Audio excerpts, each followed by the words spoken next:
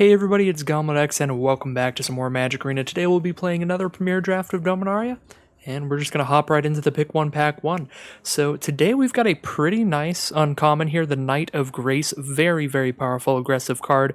2 mana for a 2/2 first strike is already pretty great, and this also is really great if your opponent happens to be playing black cards. It has hexproof from black, so it can't be targeted by their black spells or abilities, and gets +1/+0 as long as any player controls a black permanent. So you can play this in black-white and maybe even just get a 2 mana 3/2 first strike, very above the curve, very powerful aggressive card. Our rare here is Evro, which is interesting, but it's just way too slow to do anything particularly powerful. And our best common is just Fiery Intervention, which while it is powerful removal, it's pretty slow removal, so not a particularly high pick for me.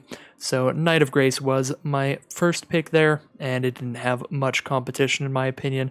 Now this second pack, I don't think I'm immediately going to hop on the white-black train, which is what you would like to do to get the most value out of your Knight of Grace, make it as powerful as possible, because this is still a good card even if you're just in white, and in Bolas's Clutches is by far the strongest card in this pack. 6 mana for an enchantment, you control enchanted permanent, you enchant any permanent, yeah, you just steal it and you make it a legendary if you have anything that cares about having legendaries out. So, really absurd card.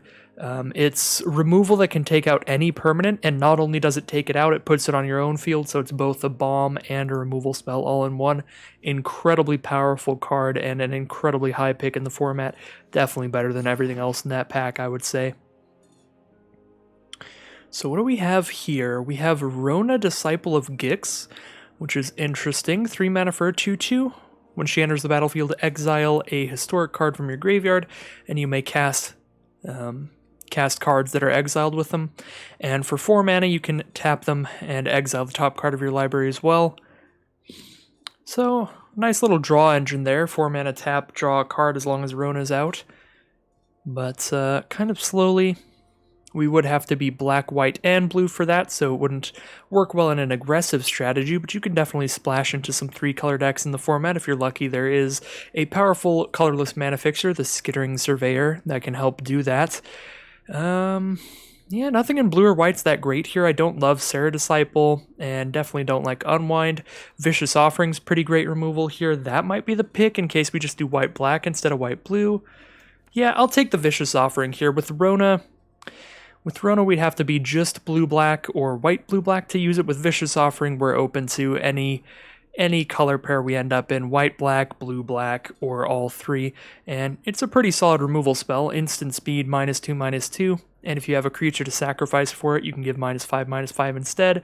Definitely glad I took one of the black cards here, because the strongest card in this pack, in my opinion, is the very powerful Saga, the Eldest Reborn. 5 mana, each opponent sacrifices a creature or planeswalker. Next turn, they discard a card. And on the third part of the Saga, you get to return a creature or planeswalker from any graveyard onto the battlefield under your control. So a bit slow like all of the Sagas, but these 3 abilities in conjunction just absolutely stack up into one very powerful card, somewhat similar to In Bolas's Clutches there, in the fact that it's a removal spell on the first part of the Saga, and then a bomb on the third part, bringing back the best card in any graveyard. Ooh, this is going to be an interesting draft, I can already tell, because I am definitely leaning towards Techyova here, which would be kind of a rough pick. Because I think we have 2 really good black cards. We have a great blue card. Maybe we do like green, blue, black here. Techyova is just, yet again, I think she is the strongest card in this pack by quite a bit. If we're not taking Techyova, we could take Academy Drake and maybe just be blue-black. I don't love hopping onto 3 colors immediately, but when we see a Techyova here, pick 5, it's a pretty good sign for blue-green, and she's just such a great value spell. Really consistent card draw engine. I'm going to try her out here. Maybe we don't end up in that direction, but I feel like that's a good sign for blue-green, and this pack definitely also a good sign for blue-green. We have Yavimaya Sapherd, a great green common, Academy Journey Mage, great blue common, Sylvan Awakening here. Seems like a solid rare. Definitely haven't played with the rares that much, so I don't know how good this is, but seems like a pretty big way to close the game when you have a ton of lands out. I don't have enough experience with this rare, unfortunately, to know if it's better than the other two cards, the Sap Herd or the Journey Mage, but I think I'm just gonna scoop it up here, but that could be wrong. And the uncommon land there is pretty nice as well. Alright, now in this pack, I'm very happy to see Grow from the Ashes. This is one of the cards that really lets you play the 3-color decks in this format if you have green as one of your colors, because now we can, without too much difficulty, splash in a bit of black just by having cards like Grow from the Ashes, hopefully a Skittering Surveyor or two as well. So I'm going to take Grow from the Ashes here.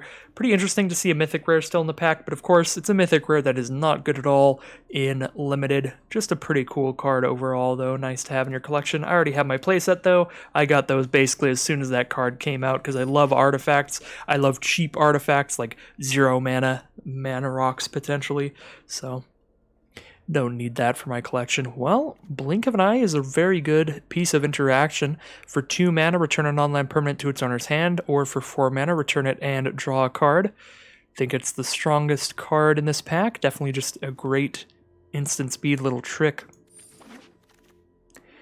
So I think we're hoping to be blue and green at the core of this deck, with maybe a black splash for just like the Eldest Reborn, maybe the Vicious Offering as well, but I could see even just the Eldest Reborn being the splash card. So this pack's not so great. In black, we just have a 2-mana 2/2, not very excited about that. Dwarves Familiar, rarely do you have a deck that really has enough historic spells for that to be great, but it could happen, theoretically. Don't think we're there here, though. I'm just going to take Coldwater Snapper, a big old late-game hexproof card, to close things out. Here, I'm happy to take a Divination. It's just a great card draw spell, and the format tends to be slow enough that you do have time to take a turn off to just draw a couple cards. Now, we're not going to be a short sword deck, although it's not an unplayable card. It's definitely fine in aggressive decks, especially if you have like the 2-mana 2/2 lifelinkers and stuff, because buffing lifelinkers can be pretty important. Yeah, none of these really seem like the kind of cards we're playing. I guess Unwind is the closest, and not a particularly huge fan of that card. Now we have Stronghold Confessor or Dark Bargain. I'm going to take the Dark Bargain here. Curator's Ward is just pretty unplayable. It's too slow, and it doesn't draw the cards consistently. And paying 3 mana just to give something hexproof is a very bad rate. Alright, well, we'll get a last pick, Memorial to Unity, and we're pretty likely to play it. All of the sacrifice lands are pretty nice cards to have. They just help you prevent flood quite often, because if you get flooded out, just turn one of your lands into whatever next creature you'd be drawing out of the top 5 cards with that. So very solid there. So I'm actually kind of excited to just take a Woodland Cemetery here and make sure that our mana is looking very good. The reason is because I don't think any of the blue, green, or black cards in this pack are that powerful here. Slinvoda can be massive, but also for a massive cost. You don't get to cast this till you have 8 mana minimum and 10 mana if you want to get the effect out of it. So just very expensive. I don't love counterspells, and we're probably tapping out during our turn a lot in this deck. We've got some good sorceries we want to be doing, so we won't be holding up mana too often. Journey Mage is fine, but it's only very good if you have a lot of wizards. We're unlikely to be in that strategy. So yeah, just a lot of stuff we're probably not playing. Ooh, and we're presented with another pretty crazy decision here. Some incredibly powerful cards here. Tempest Djinn, absolutely brutal, but not something we're really going to be able to do in 3-color. This is really, really good in 2 colors, especially when you're heavier on blue than your secondary color. And if you can somehow get monocolor, this card's insane. 3 mana for a 3/4 flyer is an incredible rate, and it just gets bigger and bigger the longer the game goes on. So very powerful rare, very powerful removal spell in red. Skittering Surveyor is one of the premier commons in the whole set. Just a great card you're always going to be happy to have in your deck, especially because we are 3 colors here. That is a great card, but Slimefoot is such an immensely powerful and oppressive legendary creature here, just via its mana sink ability to keep dumping out 1/1s that not only are they nice little chump blockers, you're draining your opponent life every time they die. So even by chump blocking multiple times throughout the game, you'll eventually drain your opponent out with that. So really good there. And we're seeing some incredibly powerful cards in this second draft of Dominaria here. Now we see an Icy Manipulator, one of the best uncommons in the whole set since it goes into any deck and is basically multiple removal spells in one. For 1 mana a turn, you keep whatever their most important threat is tapped down, and as soon as they play a better threat, you just keep the better card tapped down instead. So it's like a removal spell you get to change your mind on throughout the game, and you can even use it on the aggressive really well, because you can tap down a creature during their turn, then you go to your untap step, you untap your manipulator, and tap another creature down. So if you're on the aggressive end, Ice Manipulator is still great, because you can tap 2 creatures down every time. Well, not every time, but one time when you want to go to combat. So seeing some really great stuff out of these packs. I think my favorite card here is going to be Baloth Gorger. Probably going to focus on green as the core color of the deck, since that is where we have Grow from the Ashes, and hopefully can get 1 or 2 more of those. And Baloth Gorger is just a great large creature for either of its costs, 4 mana for a 4/4 or 8 mana for a 7/7. And Thallid Soothsayer, while it is a powerful card, we just don't have a lot of token production here. We do have Slimefoot, but we can't take the card that wants us to sacrifice a ton of creatures when we have one thing that produces tokens, and very low creatures in general, just 4 in the whole deck right now. So currently not in a great place to make use of that Thallid Omnivore. Or Soothsayer, I always get the names mixed up. So here I'm pretty happy to take another Grow from the Ashes. We already have some pretty powerful cards. We have Slimefoot, Techyova, Eldest Reborn, In Bolas's Clutches, Icy Manipulator, a lot of cards that can sort of take over the game. So I don't really need like the big large creature like Thorn Elemental. We can pretty replaceably just put in like a 6 mana 7/6 if we're looking for something like that later, like Primordial Worm here. Grow from the Ashes seems like the least replaceable effect in this pack, something we really need to make sure we have our hands on as many copies of as we can. Just that great mana fixing as well as mana ramp that is really going to make sure that this deck operates at full efficiency. So I could see a world in which we're switching to green-black as the core and blue as the splash, and maybe we would want Fungal Infection in that deck. Just a solid little removal spell, very good against the aggressive decks that might have 3/1s and stuff to kill, or 2 toughness creatures attacking in. So I'm going to take Fungal Infection there. Definitely a big argument for Divination as well. Divination's also a great card, but I'm trying to see if maybe we can pivot into green-black as the core of the deck with a nice fungus and sapperling theme, and then just splash in really like the In Bolas's Clutches out of blue. A little difficult to splash because it does require double blue, but because you don't need 2 blue mana until turn 6, and we have 2 Grow from the Ashes, hopefully we can get there on that splash. And in this pack, again, trying to pivot into green-black as the core, we'll be taking the Yavimaya Sap Herd, getting as many funguses and sapperlings as we can. And seems to be panning out pretty well here. A very solid aggressive fungus card here, the Thallid Omnivore. This card's just very hard to block, even if you don't have a sapperling theme in your deck, because you always have the threat of activation.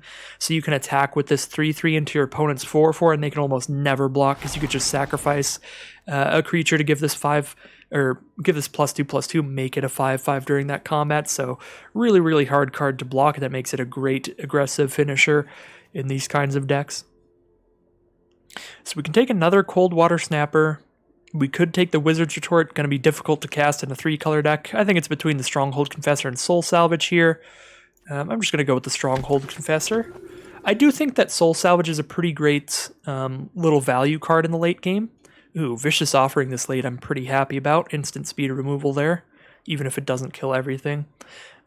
Anyways, the Soul Salvage is a great value card, but I think we're doing well in terms of like card draw and card advantage, just from like Dark Bargain, Techyova.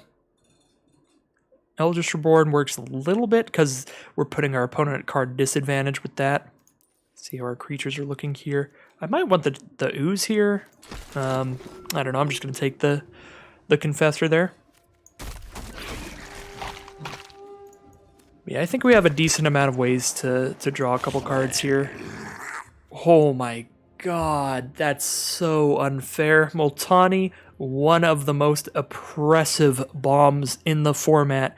A 6 mana, 6/6 reach and trample that even if your opponent kills it, you can return it from your graveyard to your hand to cast it again later with that ability. 2 mana, return 2 lands to their owner's hand and bring it back to your hand.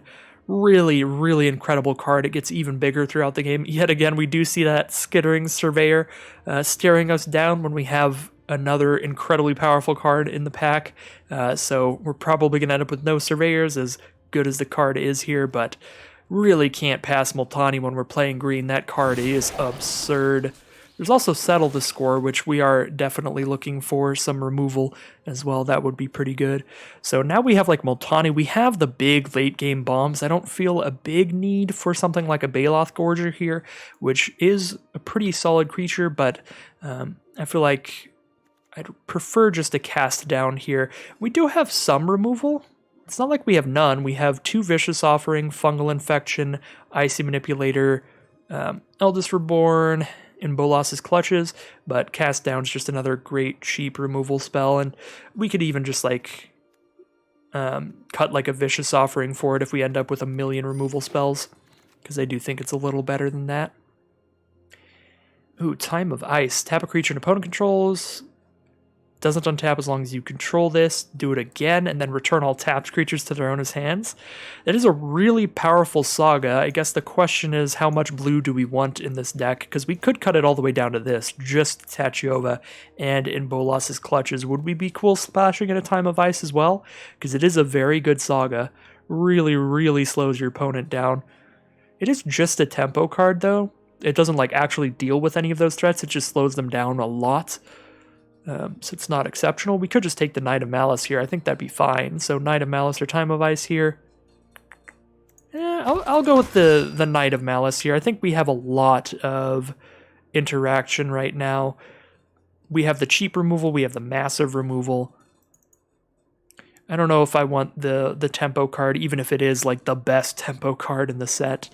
So here, Deathbloom Thallid is great, but so is in Bolas's Clutches, and we're already trying to splash in the blue for that. Yeah, I'm just going to take another in Bolas's Clutches. That card is so good. Again, Deathbloom Thallid would be a much more consistent card for us, and it's always going to be great, but in Bolas's Clutches is going to be an absolute beating every time it resolves, so I'm happy to take that there. And here I'll take a Caligo Skin Witch. It's nice to have just the 2 mana 1/3 to block some of the early aggro decks in the format. And if you draw it later in the game, the kicker does make it a good late game draw as well, because if your opponent's holding on to just 1 or 2 important cards, making them discard can be a pretty big swing.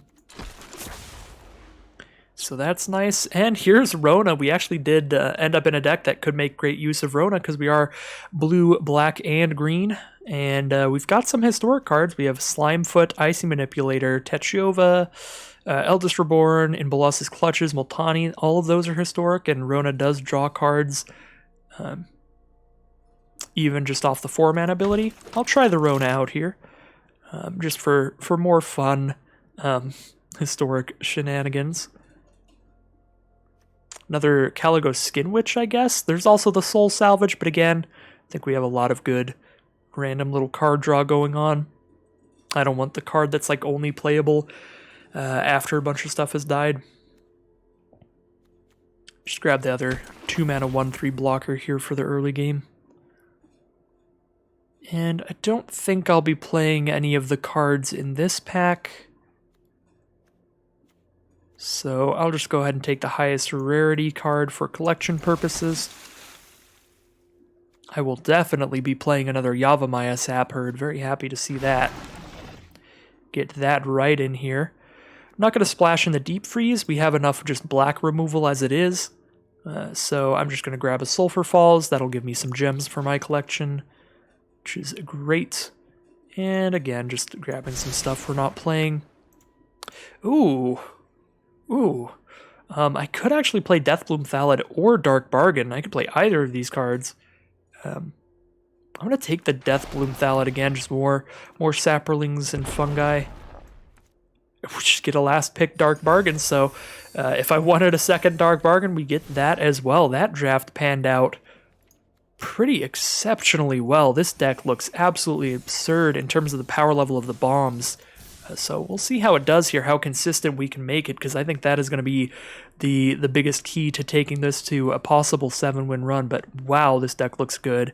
I mean, this deck looks so good, it doesn't even look like we need to splash in Bolas's Clutches, because it is a bit of a difficult splash, needing the double blue. I think the deck would probably still be better with 2 in Bolas's Clutches than being a more consistent deck without them. But that's definitely a big debate that you could have on whether or not we should do that, or we should just splash in like Techiova here, maybe not even Rona. Like, cut those 3, and then cut like a Stronghold Confessor, and bam, that's the deck. Just a solid green-black deck with the Techiova in it. I really want those in Bolas's Clutches, though. Those things are just insane. We have no green or black cards in the sideboard right now, so nothing really to put back in here. Definitely a low creature count deck, but we did end up getting quite a few in the last pack. A couple Skin Witches, a Deathbloom Thallid. Make sure that we've got some stuff to play on curve, get some stuff on the board. I don't know how I feel about Sylvan Awakening. And I think because of the fact that we have other bombs that I am 100% certain are just always fantastic, like Multani, Clutches, Reborn, Techiova, Slimefoot, I'm going to go ahead and cut this one because I'm not 100% on this one. So, and we do need to make room in the deck, so I'll go ahead and cut that here. Dark Bargain is better when you have stuff like the Soul Salvage. You can get some stuff back from the grave.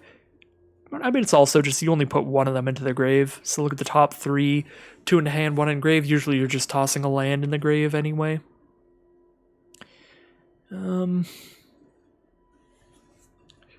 want to keep at least 1 Dark Bargain, but maybe we cut one of those. 3 cuts to go. I'd kind of be okay cutting Rona and then double Stronghold Confessor here. I guess if we don't cut Rona, though, then cutting 2 Dark Bargain would make a lot of sense because Rona is that consistent draw engine. So we'll have a good amount of card draw just on the fact that we have a couple cards that repeatedly draw cards, Techiova and Rona, in conjunction there.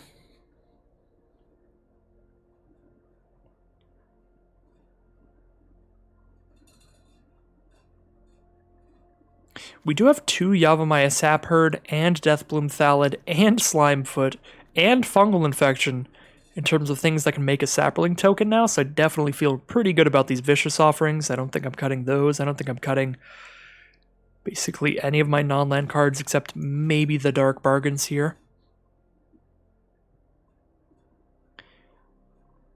Or my non-creature cards, I should say. I don't think I'm cutting any of my non-creature cards except the Dark Bargains here.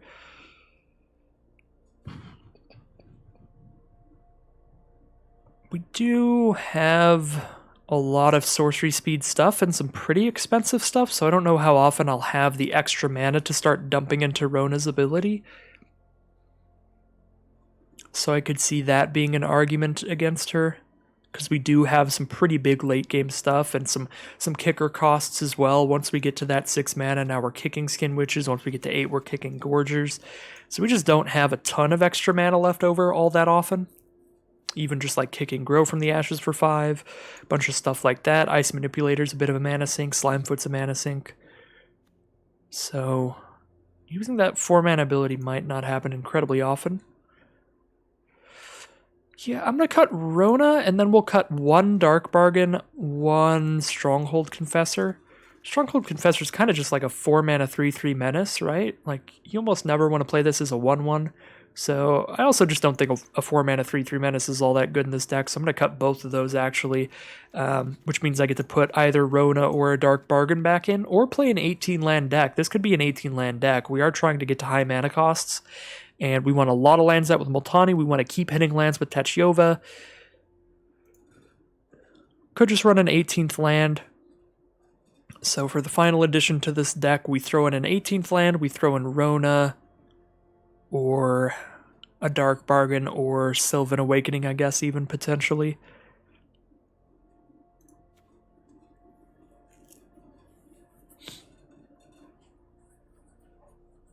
I'm going to go with an 18 lander here, I think. Just feels right with Multani. Just be at one with Yavimaya, be at one with nature here. Have all of the lands.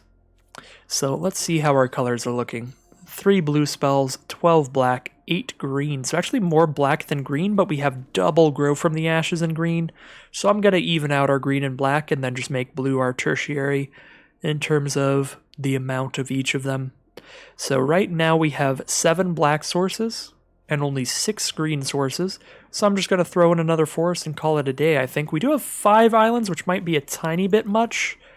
We can cast in Bolas's Clutches off of a single Grow from the Ashes. If we kick the Grow from the Ashes, we can just grab 2 islands off of it. So we could make an argument for just 4 islands in here because they do not cast a lot of our spells. There's only 3 spells in the deck that care about the islands, but I do like the idea of more consistently drawing the lands to cast the Bolas's Clutches. 7 cards out of 40, how often is that? It's less than 1 out of every 10. I'm so bad at math. I don't know what percentage of the time you're going to see 7 cards out of your 40, so I don't know how often we'll be drawing green or black right now. Yeah, I think I actually want to... Well, we do have a lot more cheap black than cheap green, so let's keep green and black even. I was thinking about maybe cutting an island, throwing in another green here.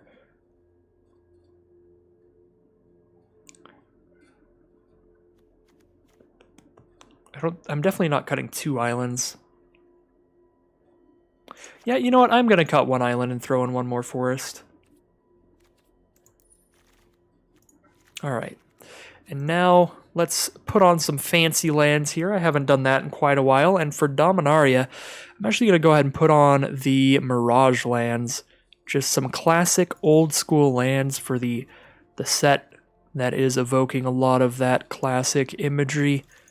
And the original plane that's Magic started on.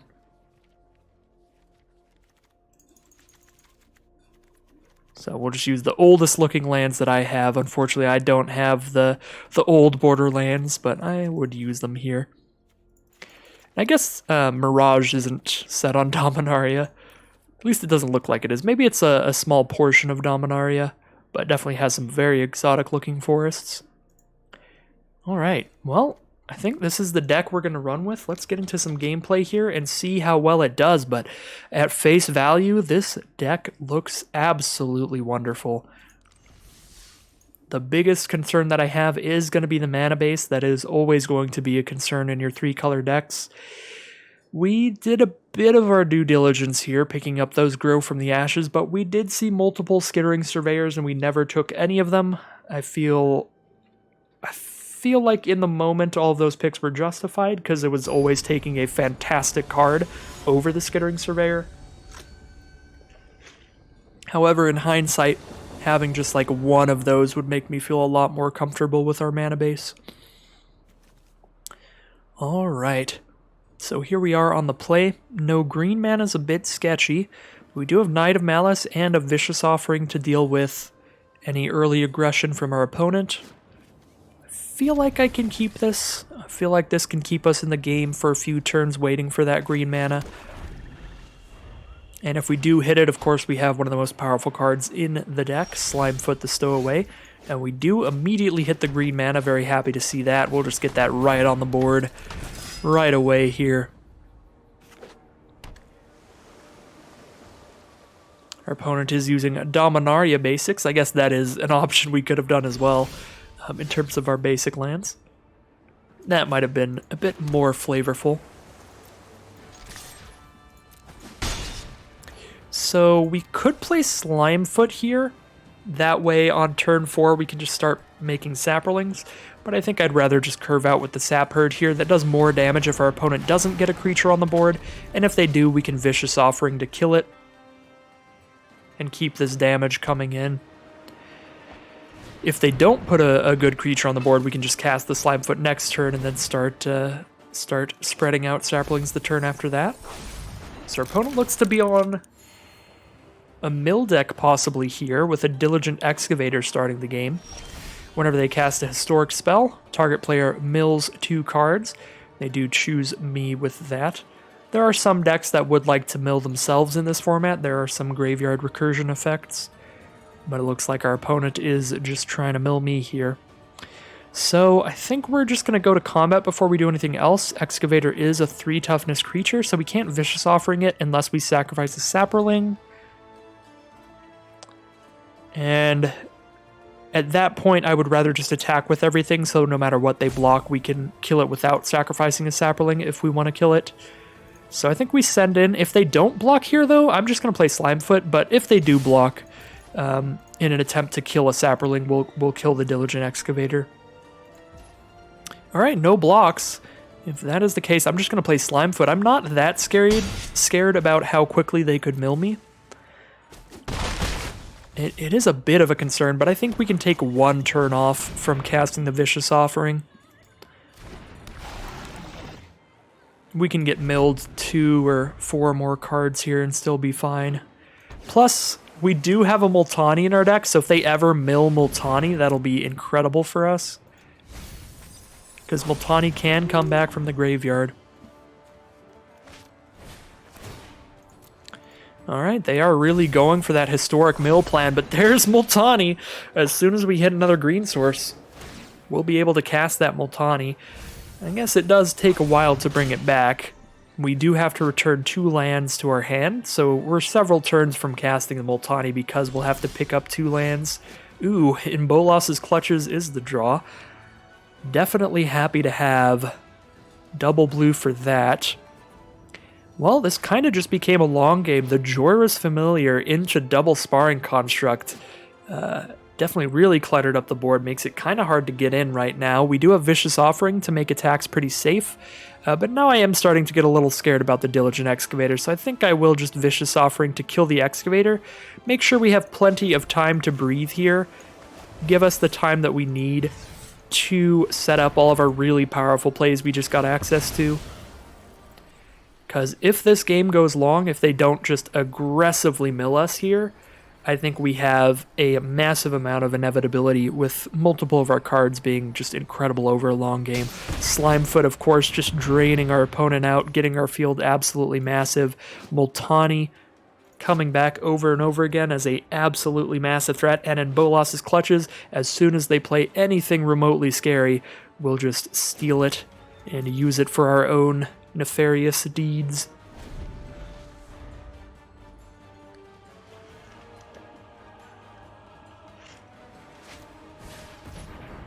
Nabon, Dean of Iteration, which is a historic card since it's a legendary, so it would have milled us some more, but otherwise not likely to do a ton. A Mox Amber from our opponent. This is a really cool deck from my opponent here. One of the coolest things about Dominaria is just how many random little build-around strategies there are.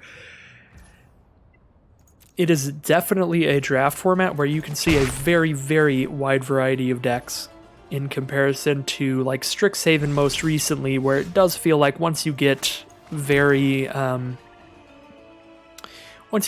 familiar with the Strixhaven format, it does feel like you've played against all of the colleges several times. But even Dominaria, you can hop into a draft and all of a sudden you're just playing against something you've never played against before. Mono blue historic mill, which is very cool. So I could in Bolas's Clutches the Jorah's Familiar, but thanks to Slimefoot's ability, I'm not super worried about it. Plus Multani has reach, so as soon as we get another green source, we can just block it with Multani as well. So I don't think Jorah's Familiar is scary enough for me to want to pop the in Bolas's Clutches right now. I think I just want to sit here making some saplings and chilling, just waiting for the next green mana.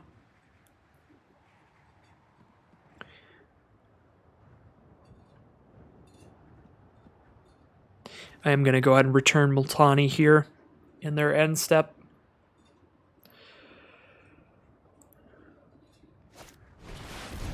Weight of Memory. They're going to have me mill 3 more cards, and they're going to draw 3. Down to 17 cards in the deck. We definitely do have to start putting some pressure on them. It's more than half our library gone now. I guess attacking in wouldn't be the worst now, but the Sparring Constructs are kind of a thing, making that Familiar a 4-4 or Naban a 4-3, something like that. Whichever way they want to do it.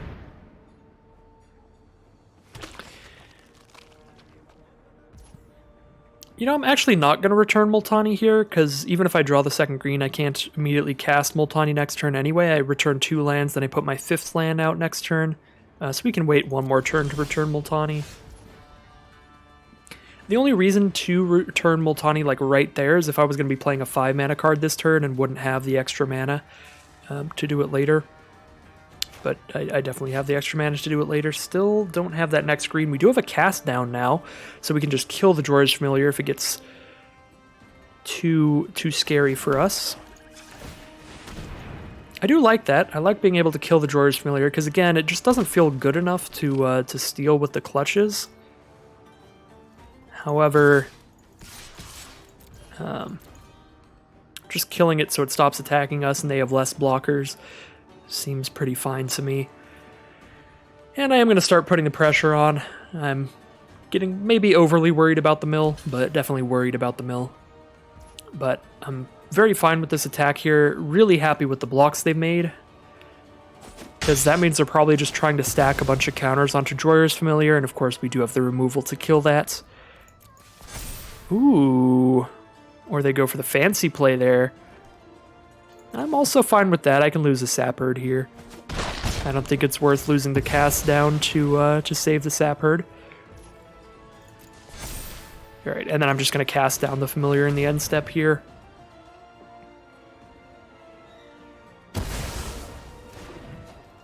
Now they're down to the 1 creature on board. If they play a better one, we will take it. And if they don't, we're very free to just slam in with the field. Gilded Lotus is the play, adding a bunch of mana. This is such these are such classic cards that I just love playing with in in Commander and stuff like that. So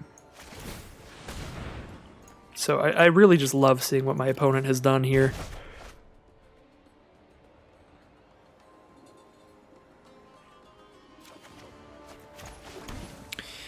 Alright, so we're still off from actually casting Multani because we still need the second green.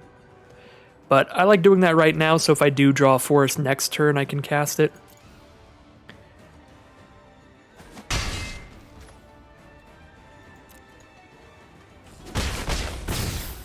So this way I can just play that forest right now, play the next forest next turn. Plus I have nothing else to do with my mana here except make a Saproling, because I'm not going to steal the 2-1. Just saving in Bolas's clutches for a rainy day.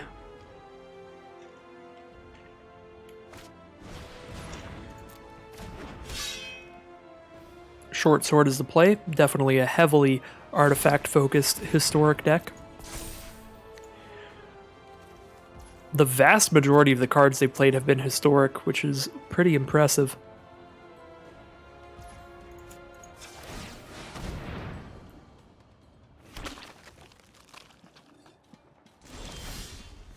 When we draw the Tachova here, seems pretty good. 1, 2, 3, 4, 5, 6, 7. So we wouldn't have lethal even if we Bolas's clutches Naban. I should have done the math beforehand though, because maybe we were supposed to just clutch and get lethal in. But definitely not supposed to attack with Slimefoot here, now that they can kill Slimefoot. But still attack with all the Saprolings, because even if they block, they get drained for life.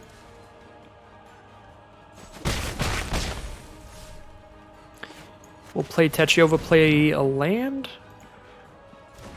We are getting milled here, but we're not getting milled anymore, and drawing a card is almost always great. But if our opponent does mill us 13 more cards, then I suppose that was a punt. Ice Manipulator is the draw. Another just fantastic card.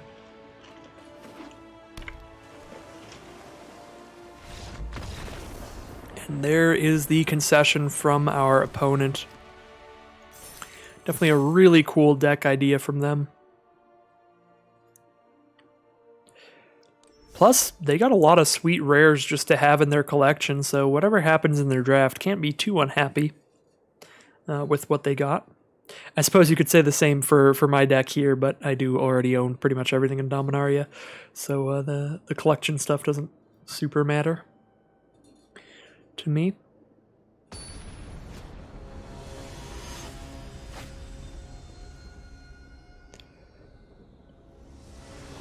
Alright, here we are in game 2. We have Grow from the Ashes here. Probably just not going to mulligan any hand with Grow from the Ashes.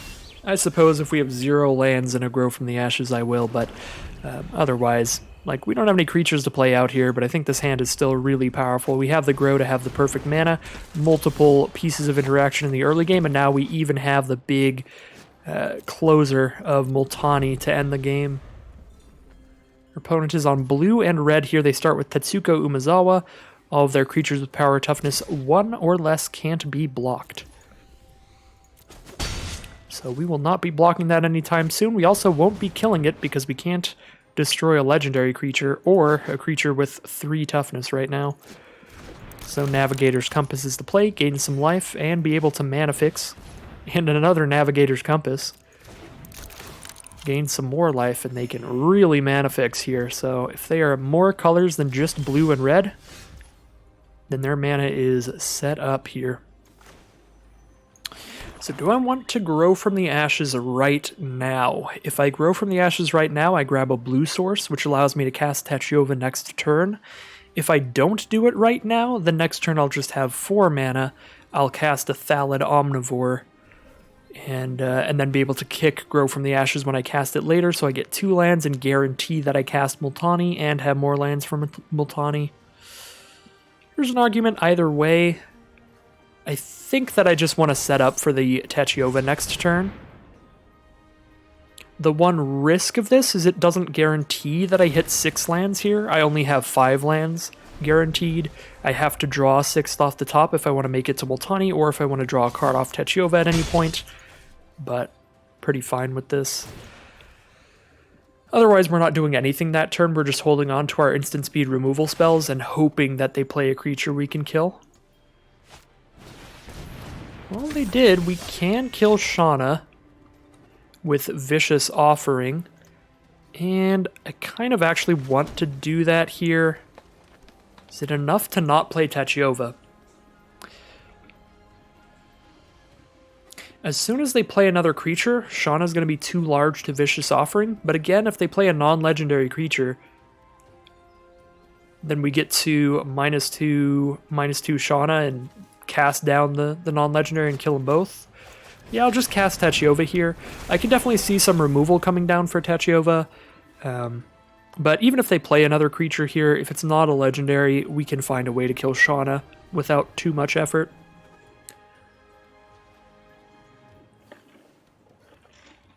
And yet again, a really cool deck for my opponent here. They're on 2 lands, but they've managed to get together blue, red, and green and white mana here. Definitely at least 4 colors with these Navigator's Compasses. I was going to say at the start that, well, the second Navigator's Compass is usually just redundant, so I don't know how excited they are about that start, but then they just slammed down a green-white card, so they did need both Navigator's Compasses there, so that was really cool of a start from our opponent. Unfortunately, they are still stuck on 2 mana, so I would not be surprised if slamming down this Multani is just going to close things out. Either way, it is going to be a great time for us.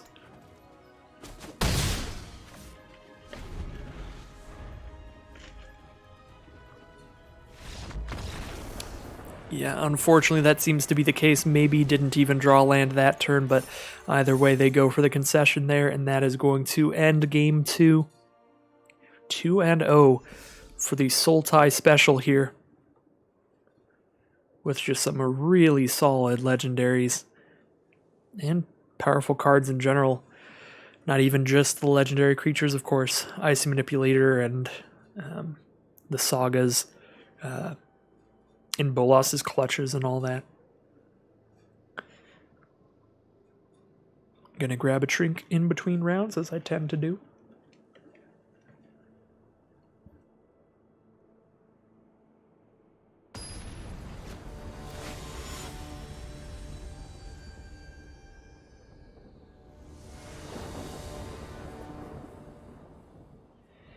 And here we are in round 3. One thing that I forgot to mention here also that might be worth bringing up is that I am back down in gold here, so my rank is going up pretty fast in this draft. I'm so not used to being able to rank up 2 tiers for every win, but I just really have not played any ranked limited this season because I've been playing so much cube draft, which is unfortunately completely unranked. So basically all my drafting this season has just been unranked for the most part. Ooh, so turn 2 Knight of New Benalia. Pretty happy to just kill that here. The question is it better to Vicious Offering or Cast Down? I'm actually going to Cast Down here. Against a white deck, I'm pretty scared of some cheap legendaries that they have that actually do have 2 or less toughness. The main one being Daneth the Capuchin. If they have her, she's going to be a brutal threat that I can't kill with a Cast Down. She's a 3-mana 2/2 first strike lifelink vigilance creature that makes all of your auras and equipment cost less. Just out of fear of that card, I'm just going to hold on to the Vicious Offering here. And worst case scenario, if they do play a creature that this can't kill with -2/2 that I really need to kill, I have multiple Yavimaya Sap Herds, so I'll have multiple extra little Sapling tokens to sacrifice and not be too unhappy about it. So here I'm pretty cool with just passing. I don't want to lose a Sapperling just to get 2 damage in, so I'm not going to slam in the all attack there. I'd rather hold up the ability to cast Dark Bargain to set up my next turns, probably just try to draw more lands for in Bolas's clutches. And I get to hold on to this Vicious Offering as well if they play something I really need to kill. But just a couple 2/2 tokens, I think I'll just be casting Dark Bargain here.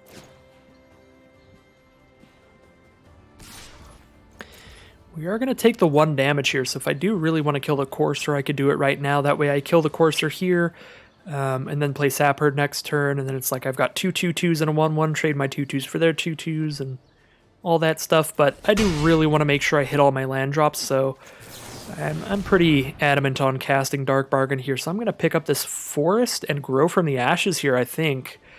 Because casting a Kick to Grow from the Ashes seems pretty good to me. And we do want to hit all 6 mana. Not getting the Baloth Gorger is kind of bad. I guess we could hedge our bets here and just take Grow from the Ashes and Baloth Gorger. And then, like, if we don't draw land next turn, then we just cast Grow from the Ashes for 1, and then we have 5 mana. We're only 1 mana away from In Bolas's clutches. I definitely like Grow from the Ashes better than the Forest if we're trying to grab lands here, because we need another island to cast In Bolas's clutches. So we're definitely taking Grow from the Ashes, so we get the second island for clutches, but the second pick here is very close between these two. I'm just going to go for the roulette play, going for the lucky play here, hoping to top deck a land, and never punished. Yeah, grabbing Grow from the Ashes and Baloth Gorger is infinitely better if we're a very lucky player and top deck a land that turn, which we did happen to do, so pretty happy about that there. Seems very solid to me. Now we just have all the mana in the world to do whatever we want with, as well as having an extra 4/4 or 7/7 later in the game.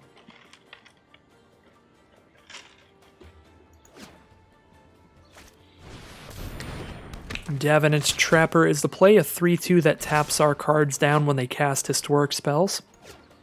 This Pegasus Courser is going to be getting in with one of these Night tokens getting flying here. I will be trading with the other one. I want to make sure I survive till I can cast all of my juicy, powerful spells here.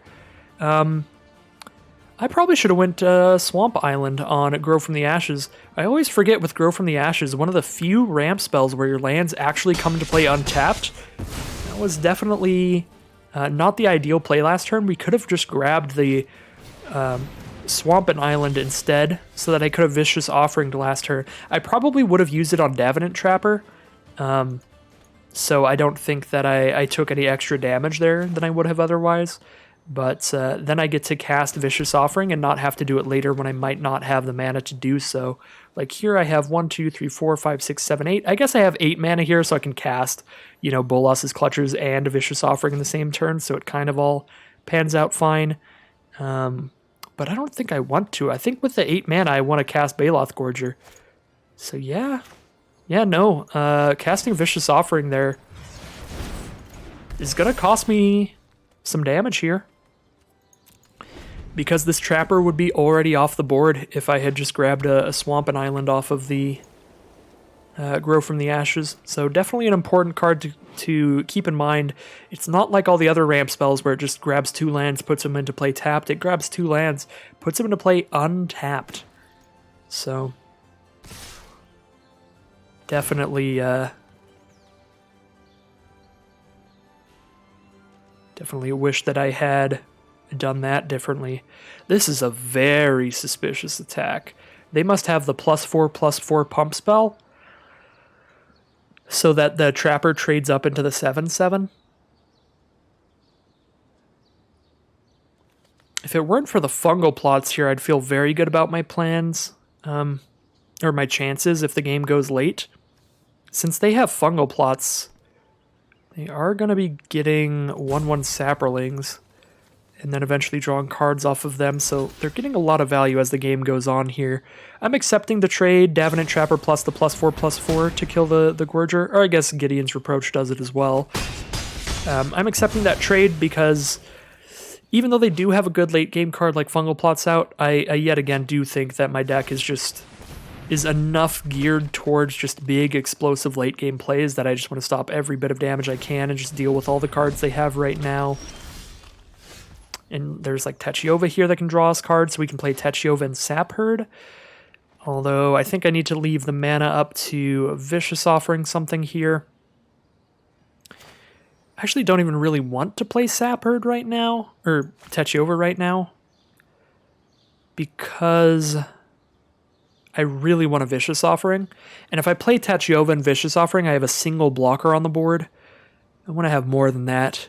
If I Vicious Offering this Courser, I'll have a 2/2 and a 1/1 on board. I can trade there. It's down to just a 1/1 on their field.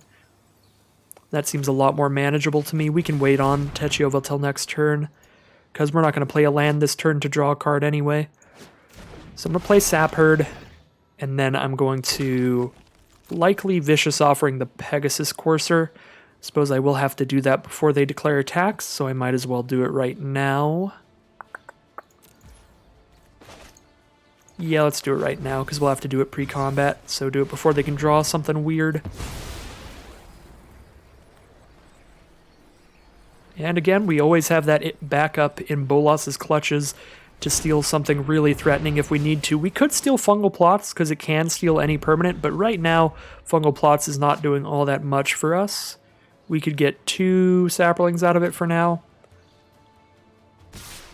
And Dominaria is a pretty explosive format in terms of the highest power level cards that you can get access to in the draft. So there is definitely always a big chance they play something scarier than Fungal Plots. Gideon's Reproach to save the 2/2 here, but we do kill the 1/1. They're down to a 2/2 and a 1/1 now. 1 card in hand. Deathbloom Thallid is the draw. I could Bolas's Clutches the Fungal Plots, and now I have 3 creatures in my grave. I again don't feel excellent about that.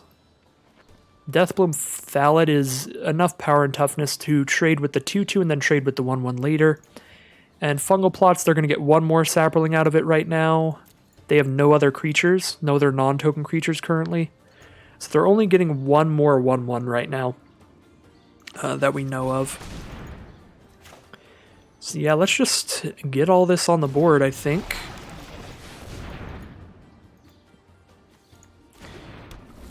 I'm not going to be blocking with Tachiova, even though on board it looks like a better block than Deathbloom Thallid would be. I just don't want to put her in harm's way for anything. I feel like if they don't have a trick to kill Tachiova, they just won't attack here. So she does help just threaten a good block. Alright, yeah, so they don't attack in. Ooh, Grow from the Ashes, great draw with a Tachiova on the board. We get to draw 2 cards off of this. I have not played land for turn, so I'm actually going to grab another blue source. So if I do play land for turn, I could cast Bolas's Clutchers. If I draw like a second Bolas's Clutchers, then maybe that's a play I'd want to make, just to use the first on the fungal plots, and I can use the second one later. They are legendary, so I would have to sacrifice the first in Bolas's Clutchers when I cast the second one, but that still seems like kind of a fun play I could try to do. Because Fungal Plots is the kind of card, once you've exiled everything from your graveyard, it doesn't do anything else from that point on. So I could see that being a play. Ooh, Thallid Omnivore and Fungal Infection. We do, because we have double black, get to cast one of these and hold the other one up, which is excellent. Of course, the Thallid Omnivore is a great attacker. As I said before, just that threat of being able to activate that ability is always very powerful. I am going to attack with the Deathbloom Thallid here, not going to attack with Tachiova. Just start chipping away at their board, clearing these tokens out. Again, they have no way to get more Saprolings currently, so even just trading 2 1/1s into the 3/2 I'm happy with. And it looks like our opponent is not happy with any of the blocks they can make, so they just take the 3 to the face.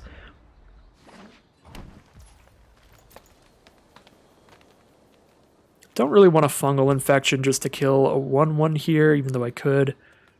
I'd like to hold that for... Again, hold it for a rainy day. Ooh, Memorial to Unity is the draw there. Great land to draw at this point in the game because we have plenty of mana. Send in both of these here. Just kind of sit here on our Tachiova, taking over the game by drawing essentially 2 cards a turn when our opponent is stuck on just 1 per turn. The traditional top decking. Alright. Fungal Infection to kill the 2/2 and save our Deathbloom Thallid seems like a good enough opportunity to use it here. Better than killing a 1/1 with it. Alright, and they are just going to scoop them up there. They see the writing on the wall with that value engine of Tachiova with some good attackers now. And that leads us into 3-0. That was definitely the most standard Dominaria deck we've played against so far. Just kind of green-white tokens, green-white offensive stuff there. Definitely a decent deck from our opponent, but we drew some very good stuff later in that game. So, heading into round 4.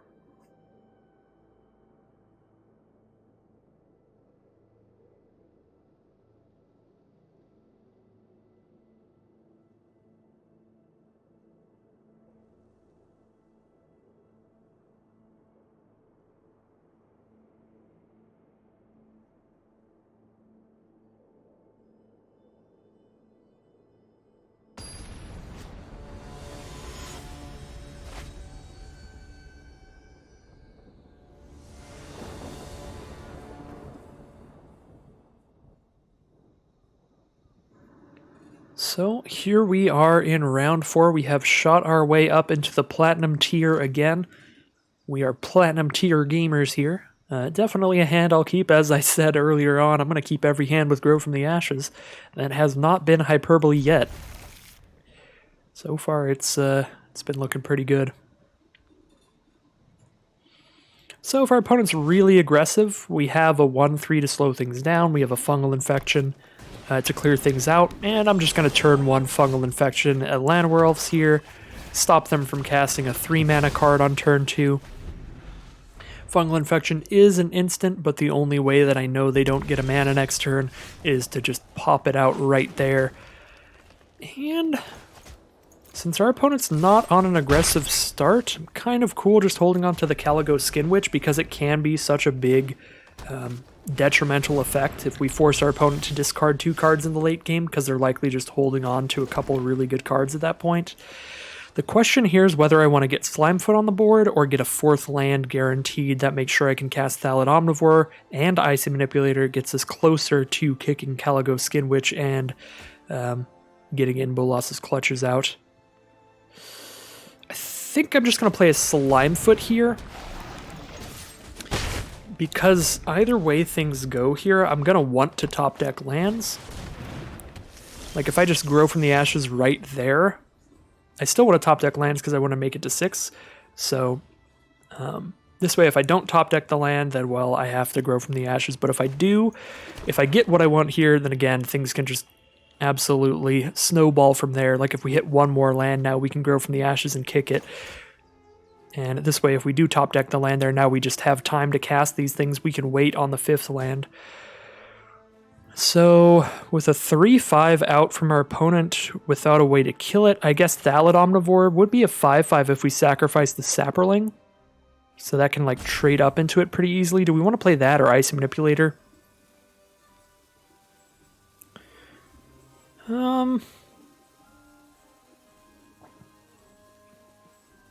Ice Manipulator can stop more things if they play something that's more threatening than Mammoth Spider, but I also have to hold up a mana for it all the time.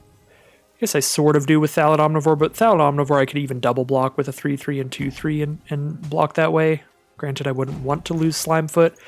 I'm going to drop the Icy Manipulator here. Just take a few hits for Mammoth Spider for now. Just a Llanowar Elves from our opponent. They're out of cards here, so they did have to mulligan early on, which was not great for them. Just drop a Thallid Omnivore here. Our field's actually looking pretty great against their stuff. At this point, we have so much going for us that I'm actually cool with trading Slimefoot off if need be. Now that we have Techiova coming, I'm going to grow from the ashes for a blue source for Techiova, and our opponent does scoop him up there. Just a pretty unlucky game for our opponent there.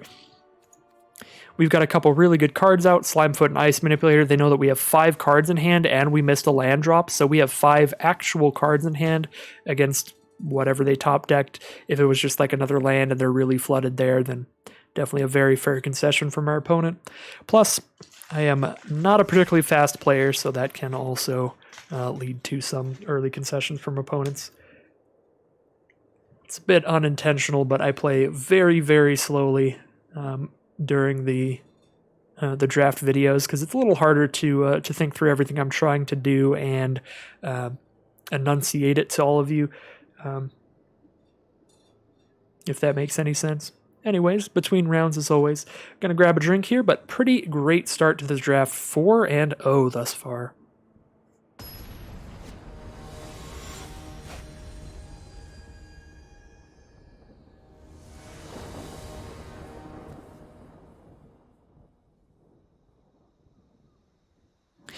And this hand may be the first mulligan of the day. We don't have a Grow from the Ashes. We have no way to guarantee the black mana. Nothing in this hand is castable without it. I am going to mulligan this, I think. Alright, now this mana base looks excellent. However, not doing much here. Just pretty defensive stuff. But yeah, cast down Deathbloom Thallid can hopefully be enough to hold down the fort for a little while here. And I'm going to start with Woodland Cemetery here, since we don't have a 1-mana card anyway. We can just go ahead and get that out of the way. And yeah, drop an island here. We'll show all our hand here, show our opponent we're the full Sultai. And I'm just going to, well, you know, because I have Deathbloom Thallid, maybe I shouldn't kill that. They are on black-white, which does tend to be like an aggressive strategy, and they could have a lot of historic spells to tap my stuff down, so they could get in for damage even through my Deathbloom Thallid by repeatedly tapping it, so there could be an argument for just casting down the Trapper right now, just trying to stay alive as much as possible. But they could also play something scarier that we want to cast down. I suppose we do have Bolas's Clutches coming up. We know we have 5 mana at least now. We just need to draw 1 more land by turn 6 to do that. You know, I've convinced myself here. I'm a little scared of the powerful curve that they could have where they just have legendary creatures to follow that up. And they just repeatedly tap down the Thallid and get more damage in, and I can't even cast down the other creatures anyway, if they are legendary. Of course, our opponent just does nothing that turn, but here we are. There's the 6 lands. Actually 7 here, so we can definitely cast in Bolas's Clutches on their first big threat later. So if it happens to be another large, like non-legendary creature, then it's okay that we didn't save our cast down. And we cannot attack in anymore. That is a 4/4. It's too big for our Deathbloom Thallid. Can't block either. And there's Lyra. Well, that's what we're going to in Bolas's Clutches here. So, I suppose with the way that things worked out with their curve, it may actually have just been better to hold on to cast down so we can kill the Guardians with it instead of their Davenant Trapper. Because they didn't have a historic spell till turn 5, so they just would have sat there not attacking into Deathbloom Thallid. So Deathbloom Thallid would have actually just staved off the damage for a decent while there. So our opponent could have Blessed Light, 5 mana instant, exile a creature or enchantment. That is the best response a black-white deck can have to in Bolas's Clutches, as far as I remember.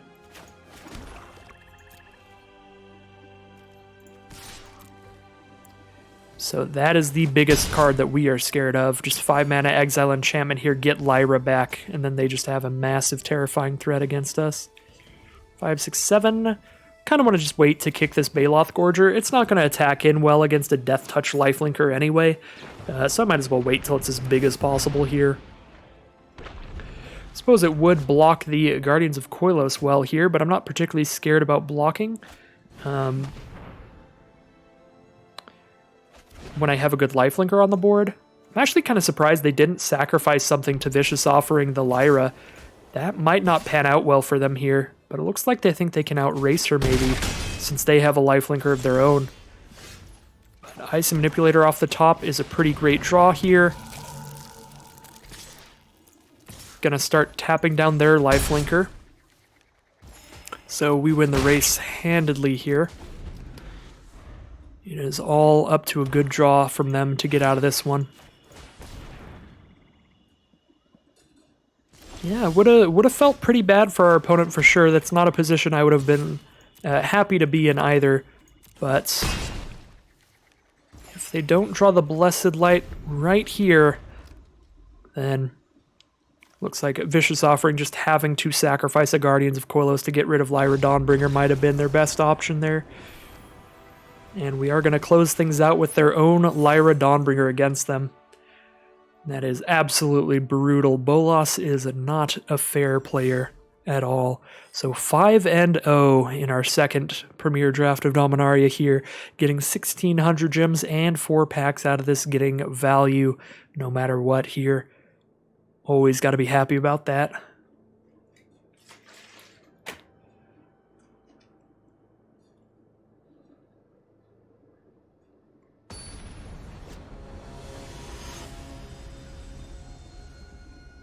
Okay. Round 6, here we go.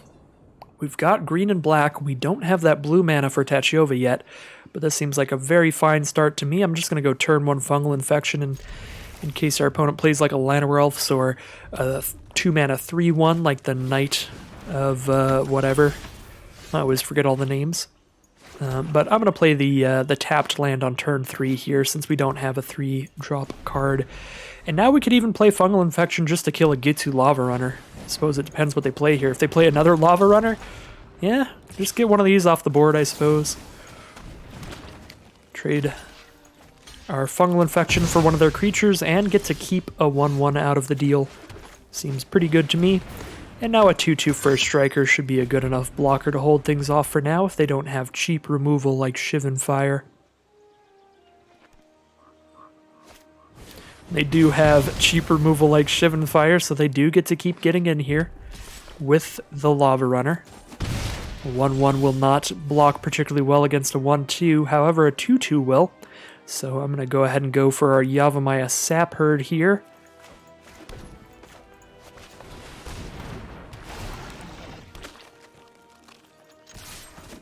Attack with our 1/1 Saproling since it's not going to help us block unless they play multiple haste creatures. If they get one more instant or sorcery in their grave, then they will have a a 2/2 Lava Runner instead of a 1/2. Well, if they don't have a trick here, I'm incredibly happy about these blocks. Kill the Lava Runner and the Overseer. We just lose the Sapperling. Excuse me. Fervent Strike. Get +1/+0 first strike to end a turn. So they kill the Sap Herd to keep Lava Runner around, but the 3/1 does die there. I understand the choice there because the 3/1, any Sapperlings can always trade with that 3/1 in the future, but the only thing that can trade for a Lava Runner is a 2/2 or multiple Sapperlings. So, yeah, good choice from our opponent there. I think here I'm just going to play my tapped Memorial to Unity. And next turn we'll be going for this island. Our opponent only has one card left in hand, so Skin Witch is pretty unlikely to make them discard something, so I could play it here just to be able to go for the double block, a 1/3 and a 1/1 on their 2/2, or just block the 2/2 over and over, but I'm not super scared about my life total. I'm still at 19 here. They have one card in hand. No, I am going to cast the Skin Witch. I think the odds of them still holding a card or two in hand at this point are very low. They seem to be very aggressive, where they're just going to dump everything every turn.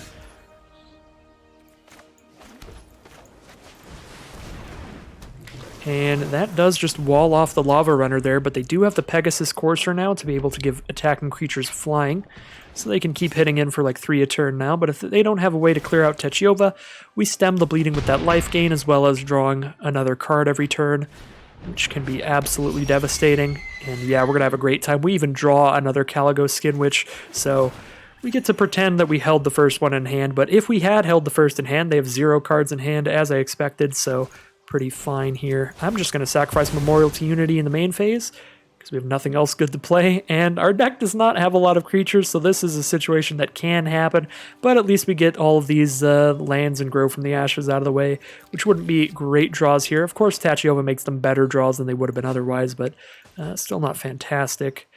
Well, we know they have nothing in hand, so I guess we get to attack with Techyova. We'll have good enough blocks without her. Whatever 2/2 they don't give flying, we can just double block. And yeah, I'm going to hold on to the Skin Witch in case they draw like a 6-mana card here. It's very unlikely, but I don't see a situation in which we need another 1/3 to block with. I'm okay losing a Sapperling to kill whatever's attacking on the ground, and it looks like they're just not even going to attack with the other ground creature in this position. So another Keldon Overseer is the play. Let's go ahead and draw another card. Hit another land here. Get a Deathbloom Thallid. Well, we're not dying that quickly, but we are dying to the point where we need to draw into something. Techyova's going to make that pretty easy, drawing 2 cards a turn. Ooh, Slimefoot's a fantastic draw. But I'm really just looking for anything to deal with the Pegasus Courser. Of course, we have a ton of stuff that can do that. We have Cast Down, Vicious Offering, and Bolas's Clutches. We have 2 of those. Multani, of course, does it. Yeah, for now, we're not doing anything particularly aggressive. Of course, drawing Slimefoot is probably also good enough because we gain life off the Sapperlings as well. So now we're gaining life every time we play a land, gaining life every time a Sapperling dies. But our opponent is adding up the damage here. Warcry Phoenix, another flying haste creature. They are really adding up the damage, but Cast Down has been drawn now, and that is going to be excellent for us. In Bolas's Clutches, well, I guess I should have just asked a turn or 2 ago. Because now I'm just drawing everything that I wanted to draw. I'm going to steal that so they can't give their stuff flying anymore. And I'm going to attack with these Sapperlings just to gain some life here, if they make any blocks on them. And we get to hold up the Cast Down, use that on their only other flyer. And now we're just taking 0 damage a turn.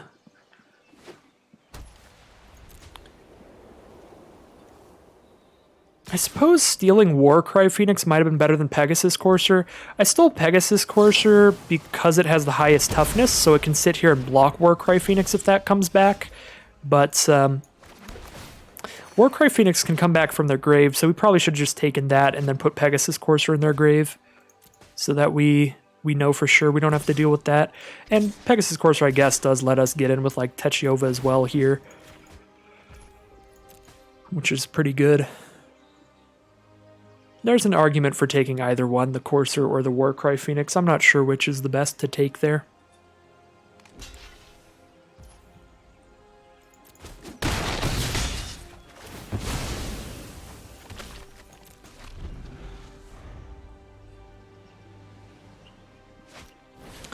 Another Lava Runner. Fortunately, just really not going to be able to chip through a Slimefoot. Now that we have a Slimefoot on board, the only thing that I think we'd be worried about is if they had a board wipe or just some more very good flying threats. As it stands, we're doing pretty well here. They're dead in 2 turns to just the flying attacks. And I don't think we could have killed them that turn if we attacked with everything, because while they would drain a life for each Saproling they block, they do have a lifelinker out, so they could like block that with the lifelinker and then like trade with Slimefoot there. They take like 5 there, but then they gain 2. Yeah, they'd be at like 1 life if we attacked with everybody. Ooh, they do kick the Keldon Overseer to steal a creature for the turn. So they steal the Pegasus Courser back so they can send in a flying creature here. But we should almost definitely have lethal on an all-attack this turn. I suppose we would have had lethal if we had Bolas's Clutches. Last turn.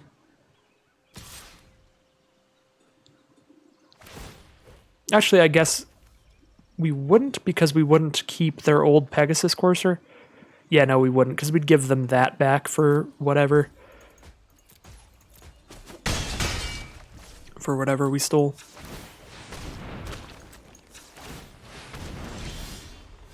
Alright, now this is just basically guaranteed lethal, so we'll just slam it in. Yeah, 100% guaranteed lethal. Even after the gain 2 from the lifelink of the Mesa Unicorn there. So this was just a pretty solid, just red-white aggro deck here. Classic Boros aggro stuff from our opponent. But we did have the early interaction to slow them down enough to set up our big value plays that just sit there accruing value over the course of the game. Techova and Slimefoot, again, being the real MVPs in that match, just dumping a bunch of Saplings onto the board that can drain our opponent life and chump block over and over. And Techova, of course, gaining us life to stem the bleeding while also setting us up to just draw way more cards than our opponent. Those are just some of the best legendaries in the whole set. And it's always exceptional when you can have both of them in one deck. Of course, the efficient removal helped a lot there as well. We were getting a bit worried staring at all those flyers, but the Bolas's Clutches with Cast Down in conjunction to just clear them all out of there was very good. So we're heading into round 7 here. This is potentially the final boss. If we want to get a 0-loss draft out of this one, this is our one chance to do that. So you could definitely hype it up as the final boss battle for that. But even if we fail here, we've got 2 more chances because we are 6-0. So pretty happy to start off 6-0 here. And I am going to keep this hand. We're only 1 mana away from Baloth Gorger and Ice Manipulator, which are both pretty solid for 4. And we have some great early game plays and interaction. Drawing the Knight of Malice there was really good too. Now we get a first striker out on turn 2, which is excellent. And we get to hold the Skin Witch for later then. We also have that Vicious Offering to deal with a small threat from our opponent. Pretty big fan of this hand here. We've even hit the 4th mana, so we know we get to play Gorger or Icy Manipulator. And our opponent's on white with that Plains there, so Knight of Malice might actually be getting some value from its hexproof from white. Maybe even getting +1/+0, so happy to see that. I think I'm just going to grow from the ashes for a blue source here, because I don't want to play Skin Witch unkicked here. That has Menace anyway, and I'm not going to just sit here with a 1/3 and 2/2 instead of hitting them. So I'm going to attack in first, hold up Vicious Offering in case they have some way to flash in a creature or untap the Confessor or something like that. But then main phase 2, grow from the ashes, grab our blue source in case we draw Techova. And this even means that we have enough mana next turn. We'll have 5 mana to both cast Ice Manipulator and hold up the 1 mana to tap something down on their next attack if they play a big threat. And Sanctum Spirit is a decent threat. I think I want to just Vicious Offering that card, though. And I think I'm just going to do it right now. This can give itself indestructible by discarding a historic card. I guess I should attack first.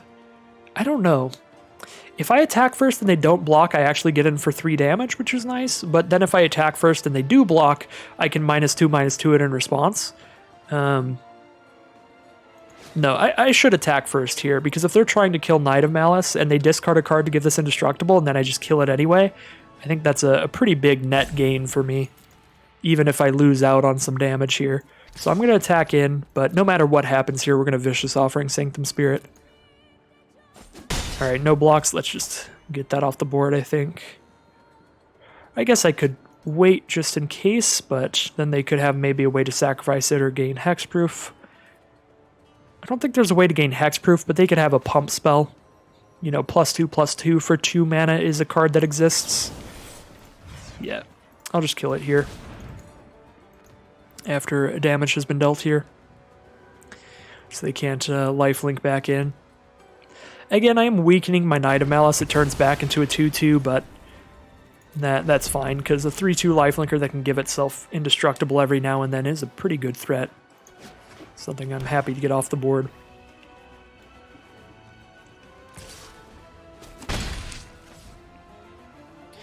Especially since I don't have to sacrifice a creature to do that.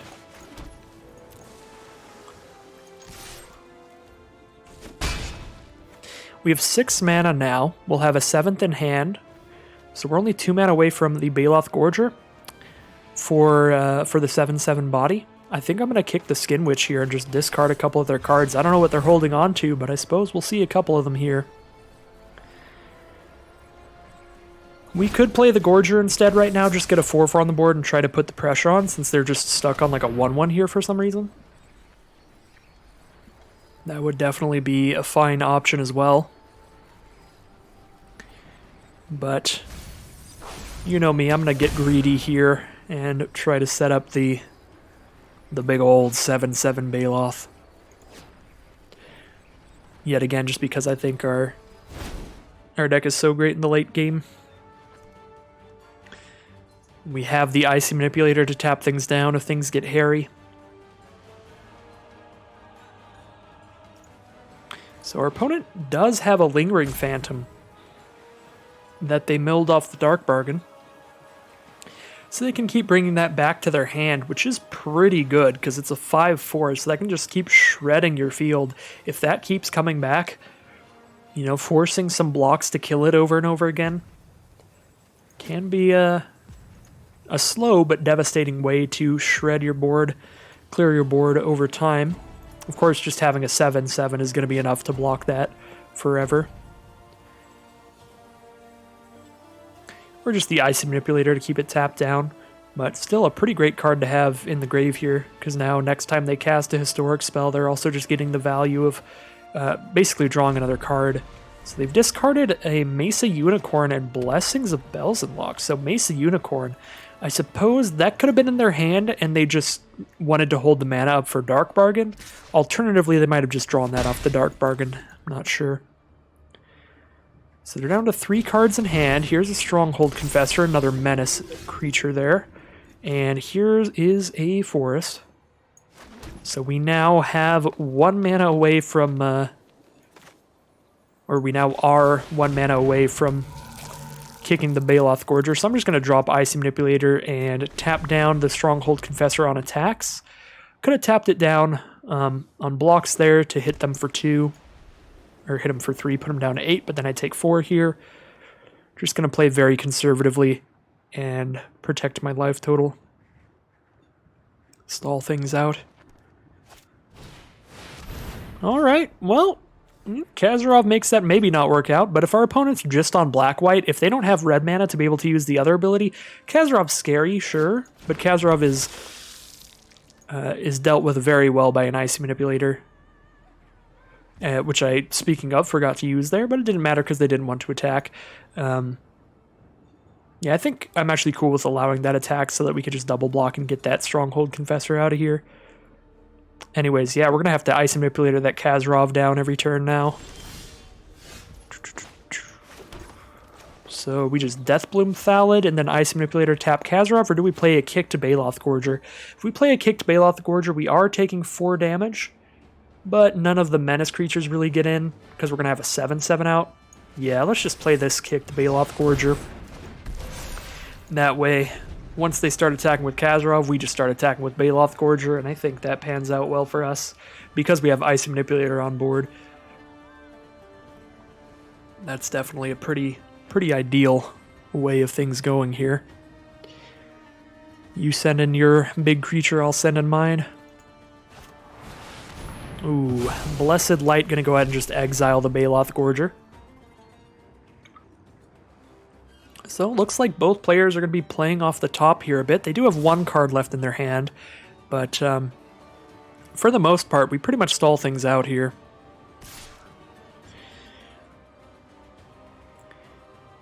We do have to take that 1 hit from Khazrov here, though.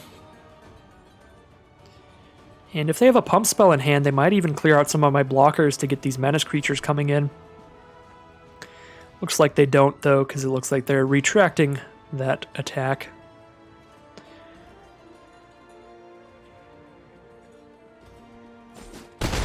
Yeah, just sending in Khazrov. That evens out the life totals. The boards are pretty even as well. We do draw Grow from the Ashes. Pretty good draw. Make sure that we don't, or we're at least less likely to just top deck some more lands.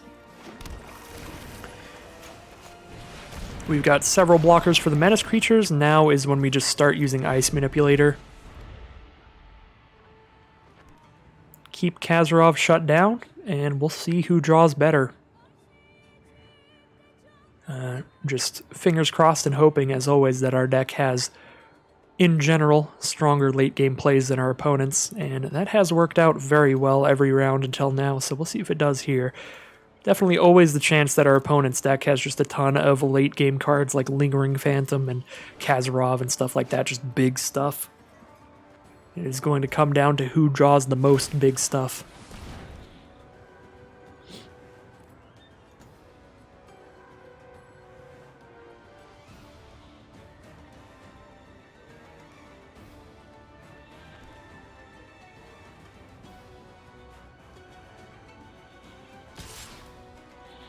They are sending that Stronghold Confessor in, which is a little bit scary. A little bit suspicious for sure. If they didn't want to do it last turn, I don't know what would make them want to do it this turn unless they drew a pump spell. And some of the pump spells in the format are really good, like +2/+2 Indestructible. That would make any block we make here disastrous. If they have Gideon's Reproach, that's 2 mana to deal 4 damage to an attacking or blocking creature, then if we triple block, that's good. So that plays well against Gideon's Reproach, but it plays terribly against Adamant Will, which is the 2 mana +2/+2 Indestructible. But I think just making a regular double block, like double blocking with the Skin Witch and the Thallid, that plays pretty poorly against either. If they Gideon's Reproach or Adamant Will, they get to kill both our creatures while saving Stronghold Confessor. So we'll go with the block that plays a little bit better against one of the 2 cards I'm thinking of here. And they only have 3 power, so if they don't have any of the cards, they're just killing one of my cards here. But now if they have Gideon's Reproach, we're fine. If they have no cards, we're dandy. If they have Adamant Will, that's really bad. And if they have like Fungal Infection or something, that is mildly bad. Because if they have a Fungal Infection, they get to kill 2 of our creatures instead of 1 here.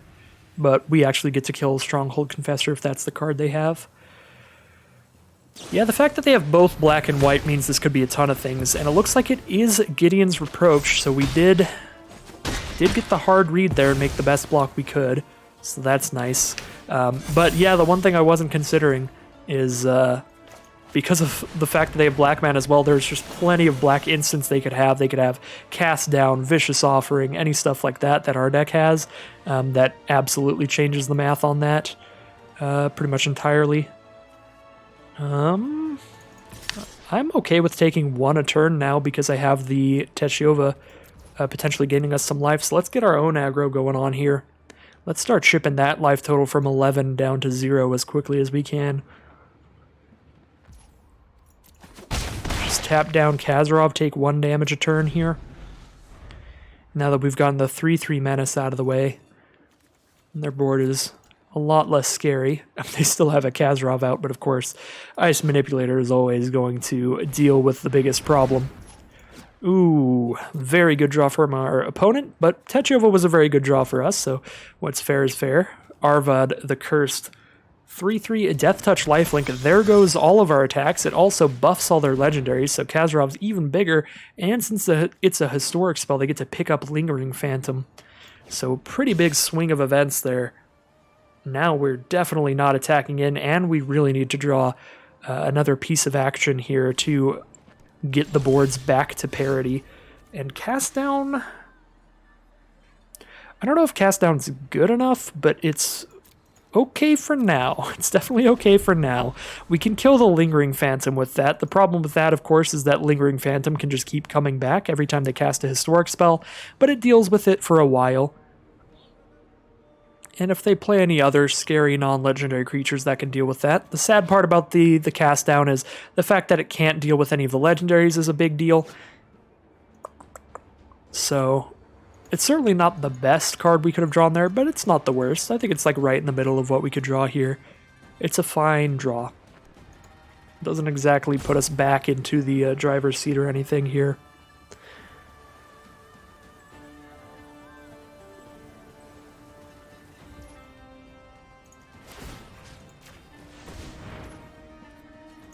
Unfortunately, I think I have to just let Arvad in. I don't think I can afford to lose Techova right now, because she lets me draw 2 a turn and my other creatures aren't big enough to kill Arvad. So the life totals are going to be at a pretty big, pretty uneven level here. Our opponent's going to become at a massive life total. I'm about to go down really low in life. So I am just going to cast down this Lingering Phantom here. They may just play a historic spell next turn. That would be sad, but dealing with that as much as I can, or as long as I can, seems good to me. And in Bolas's Clutches is an exceptional draw. Now we steal Kazarov, attack in with everybody, and tap down Arvad with Icy Manipulator. Oh yeah, that's going to be an excellent time.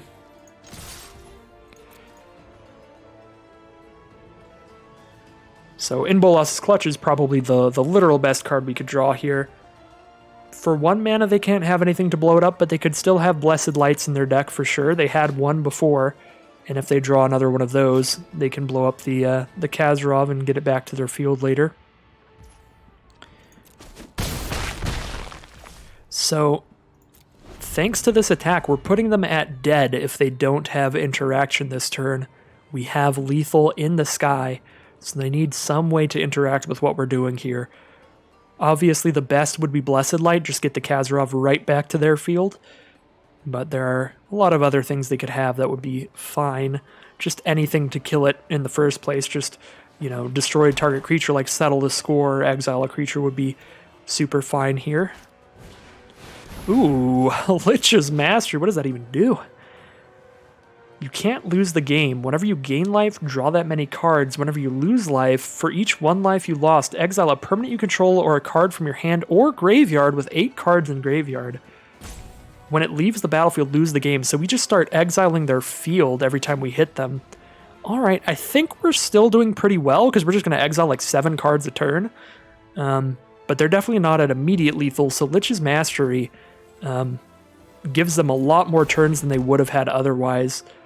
To survive here, because now we tap down Arvad, we just exile their whole graveyard, and then next turn we just do it again, but then their graveyard's gone, so they have to exile some stuff on board. So yeah, it's going to take like 3 attacks to kill them now instead of just 1. So it gives them a couple turns, but definitely not as scary or explosive of an effect as I thought it would be. Just when I saw big 6-mana legendary enchantment here. I guess if they have some good life gain in their deck, that could be explosive. They do have the lifelinker on board, so it's a great thing that we have Icy Manipulator here. There's our own Calico Skin Witch. We might as well play it on blocks here and be very defensive. So Kazarov gets in freely. Techyova gets in. They just have a 1-3 and a 1-1, so they could, double block, but then they can't even kill her. They can't kill this Skin Witch either. We're at 9 life, and we're tapping Arvad every turn, so that seems safe to me, but no reason to send in the Saproling.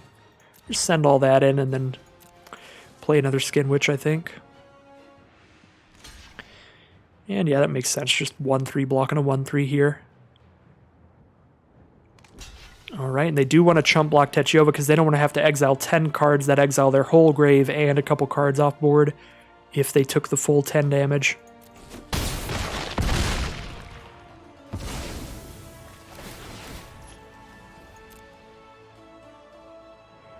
And attacking in with Skin Witch, even though it probably just gets blocked by Skin Witch and doesn't get any damage in, at least it triggers Kazarov's effect and makes Kazarov even bigger here. Still accomplishes a bit something, and again, it's not risky at all when we're going to play another blocker here. And hold our Icy Manipulator up as always. Tap down that Arvad.